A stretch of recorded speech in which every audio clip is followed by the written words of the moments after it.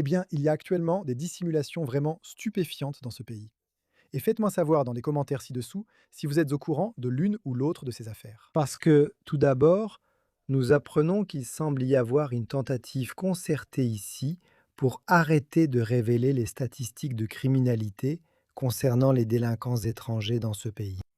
Cela semble être quelque chose que les autorités résistent assez fermement à l'idée de révéler le nombre de condamnations ventilées par nationalité et par infraction. Donc il y a cela, et puis nous apprenons, en ce qui concerne notre sécurité énergétique et cet agenda insensé de neutralité carbone, où en est ce pays aujourd'hui. Des allégations de dissimulation ou de potentielles coupures de courant dans ce pays, selon des lanceurs d'alerte, comme vous pouvez le voir, rapportés par The Times, affirmant que le pays a frôlé de très près des coupures de courant cet été. Et que le personnel affirme là-bas que le réseau est sorti des limites de sécurité d'exploitation à plusieurs reprises.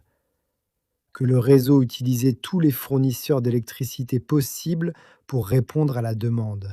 Et si l'un d'eux était alors tombé en panne, cela aurait déclenché un arrêt automatique du système et des coupures de courant dans tout le pays.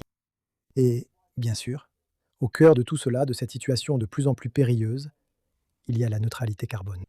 Encore une fois, un lanceur d'alerte affirme que l'opérateur du réseau national agit à l'aveugle. Ils ne peuvent pas prévoir avec précision l'approvisionnement provenant des sources renouvelables.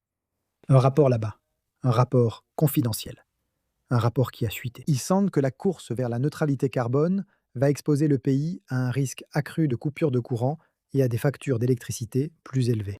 Qu'ils ne peuvent pas modéliser avec précision le système électrique moderne à cause de la dépendance aux sources d'énergie renouvelables et qu'en fait maintenant nous avançons à l'aveugle en tant que pays.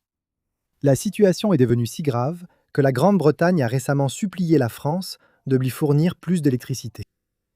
The Times rapporte également que l'opérateur du réseau national n'a pas remis de rapport sur les risques et la planification électrique au régulateur de l'énergie. Et bien sûr, avec la neutralité carbone, nous faisons face à des coûts de plus en plus élevés pour les consommateurs et les contribuables. 40 milliards de livres par an d'ici la fin de la décennie. Donc il me semble qu'il y a là des dissimulations assez stupéfiantes. Faites-le moi savoir dans les commentaires ci-dessous si vous êtes au courant de ce qui se passe. Comme toujours, je continuerai à vous tenir informé de tout cela et bien plus encore. Alors n'hésitez pas à noter cette vidéo, à lui donner un petit pouce en l'air et bien sûr, comme toujours, merci d'avoir regardé.